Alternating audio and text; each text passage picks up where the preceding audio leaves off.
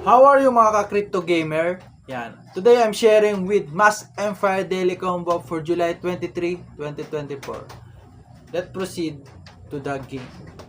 Chain Crops Daily Combo for Mask Empire. Okay, proceed tayo and then enter to stock exchange. And then select the first card which is C Blockchain. Blockchain project. And then the second one which is C game development. And the third one which is C real estate in Nigeria.